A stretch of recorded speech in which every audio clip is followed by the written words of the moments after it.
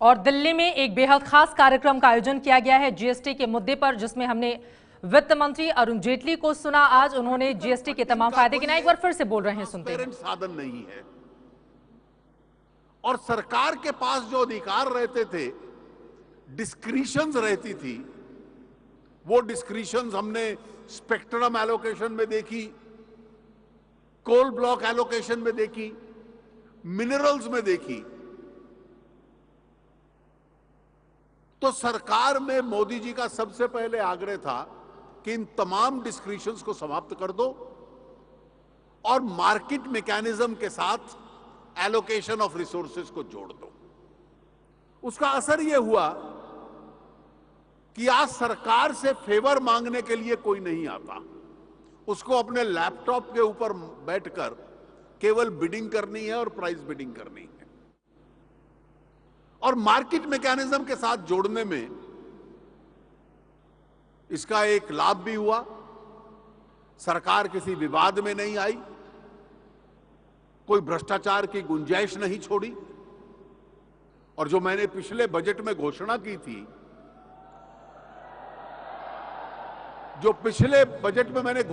थी, आने वाले कुछ दिनों में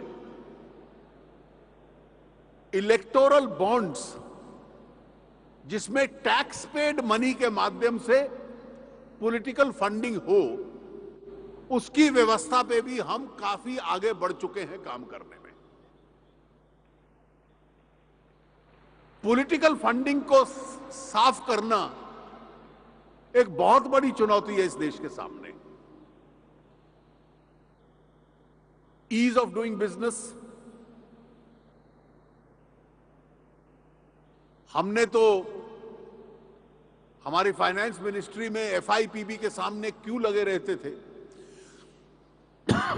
90% एफडीआई ऑटोमेटिक रूट से आ रही है। मैंने इस बार घोषणा करके उसको कार्यान्वित भी कर दिया कि एफआईपीबी को समाप्त कर दिया। उसका असर यह हुआ कि हमारे नॉर्थ ब्लॉक के कॉरिडोर्स खाली रहते हैं, अब कोई वहां आकर चक्कर नहीं लगाता। वो एक पॉलिसी फॉर्मुलेशन का मंत्रालय है।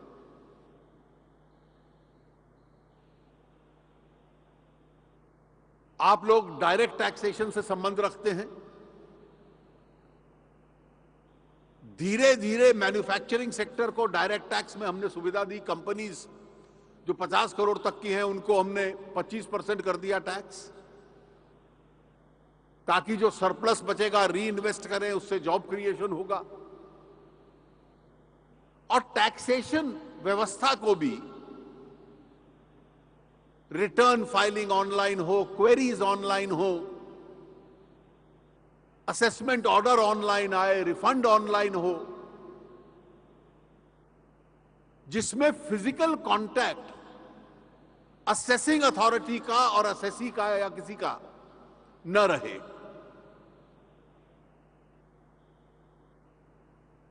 आधार कि देश में बायोमेट्रिक्स के माध्यम से यह सबसे बड़ी क्रांति है। हर व्यक्ति का आधार नंबर है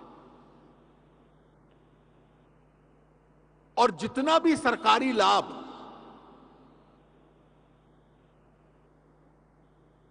पहुंचाना है वो गरीब आदमी तक पहुंचे, उसके बैंक अकाउंट में पैसा जाए।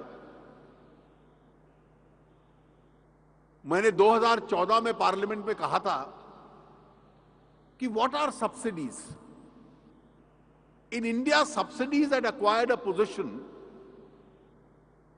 that it was an undefined amount being paid to an unidentified person. वो अनआइडेंटिफाइड पर्सन में आप और मैं भी थे। 2014 तक तो कुकिंग गैस सब्सिडी हमें भी मिलती थी और हम उस सब्सिडी को डिजर्व नहीं करते, हमारी आर्थिक स्थिति वो नहीं है। उसको समाप्त करके करोड़ों लोगों के जो गरीब लोग हैं बैंक अकाउंट में जाए। सबसे बड़ा फाइनेंशियल इंक्लूजन का प्रोग्राम खड़ा करना, बैंक के साथ गरीब को जोड़ना, फिर उसके अकाउंट में पैसा जाए, जो सारी व्यवस्था आधार के बुनियाद पर बने। आप लोग प्रैक्टिशनर्स हैं, आपको पता है कि किसी भी व्यवसाय के लिए वो इंसॉल्वेंट हो जाए, उसका दिवालिया पिट जाए, इससे बड़ा स्टिग्मा नहीं होता। और हमारे देश में व्यवस्था थी कि बड़े बड़े उद्योग 2008, 9, 10 में 2008, 9, 10 में करोड़ों, हजारों करोड़ रुपए बैंकिंग व्यवस्था से ले लिए, उसको सर्विस करने की व्यवस्था नहीं है, वापस करने की व्यवस्था नहीं है। और सरकारें देखती थी। अब इंसॉल्वेंसी का लॉ बनाना, इंसॉल्वेंसी की पूरी प्रक्रिया खड़ी करना, और आज जो लोग देश की बैंकिंग सिस्टम के साथ ये खिलवाड़ कर रहे थे, इंसॉल्वेंसी को लाकर उनके दरवाजे तक खड़ा कर देना, ये एक व्यवस्था बनी है। डीमोनेटाइजेशन के माध्यम से देश में फॉर्मलाइज्ड इकोनॉमी हो, डिजिटलाइज्ड इकोनॉमी हो, कैश पे डिसइंसेंटिव हो, एक उस दिशा में लोग आर्थिक अर्थव्यवस्था को ले जाने का प्रयास था। और मैंने जैसा आरंभ में कहा था कि जीएसटी के माध्यम से एक मॉडर्न एफिशिएंट टैक्स सिस्टम आए, और ये modern efficient tax system assessee friendly भी हो, टैक्सेशन फ्रेंडली भी हो, व्यवस्था सरल हो। और इसलिए कई ऐसे व्यवसाय अब होंगे, अपना जीएसटीएन नंबर लेने के बाद केवल उनको एक काम करना है कि अपने हर महीने की ट्रांजैक्शन अगले महीने की 10 तारीख से पहले केवल अपने सॉफ्टवेयर में एंटर कर दो। जो ऑटो पॉपुलेटेड मैचिंग होगी, रिटर्न्स होंगी, वो सेल्फ जेनरेटेड होंगी।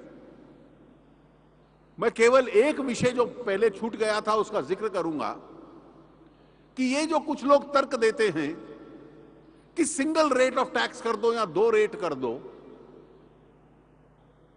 ये आज संभव नहीं है। आगे जाकर कन्वर्ज कर सकते हैं कुछ टैक्सेशंस, 12% और 18% कन्वर्ज कर सकता है एक फिगर में। लेकिन आज अगर हम 15% का एक सिंगल रेट कर दें, तो जिसको 0 रखा है फूड आइटम्स को, वो तो गरीब आदमी भी इस्तेमाल करता है।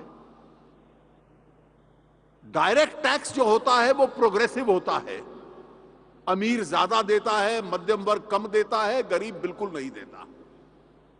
लेकिन इनडायरेक्ट टैक्स रिग्रेसिव होता है।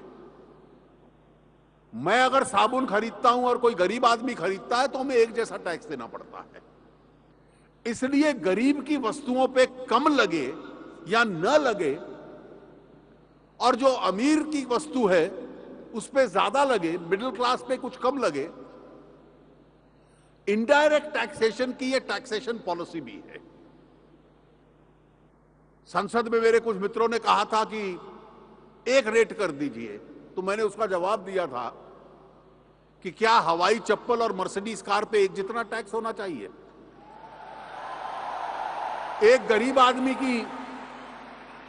आदमी के इस्तेमाल की चीज है, आम आदमी की है दूसरा लग्जरी आइटम। और इसलिए टैक्सेशन पॉलिसी में इक्विटी रहे, यह अपने आप में आवश्यक है।